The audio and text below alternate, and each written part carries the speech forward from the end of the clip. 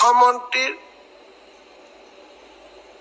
আমাৰ CM ট্ৰিপলে আত্মনিৰ্ভৰ অসম আঁচনি, মুখ্যমন্ত্ৰীৰ আত্মনিৰ্ভৰ অসম আঁচনি, এই আঁচনিৰ জৰিয়তে প্ৰতিজন যুৱ ব্যৱসায়ী বা যুৱ উদ্যোগপতিক আমি 2 লাখ টকাকৈ আৰ্থিক সহায় আগবঢ়াওঁ।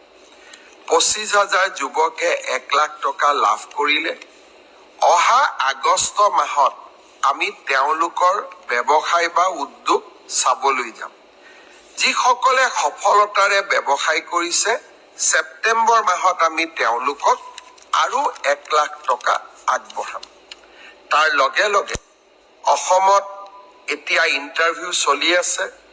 যিসকলে CM ট্ৰিপলেৰ বাবে আবেদন কৰিছে, তেওঁলোকে যাতে ইণ্টাৰভিউত উপস্থিত হয়। 30 মে'ৰ ভিতৰত আমি ইণ্টাৰভিউ সামৰণি মাৰিব খুজিছো, যাতে আমি নেক্সট ৭৫,000 যুৱক যুৱতীক 1 লাখকৈ টকা আগবঢ়াব পাৰো আৰু তেওঁলোকে এই টকাৰ সুযোগ বা উচিত ব্যৱহাৰ কৰিলে আৰু 1 লাখ টকা তেওঁলোকক আমি আগবঢ়াব পাৰো।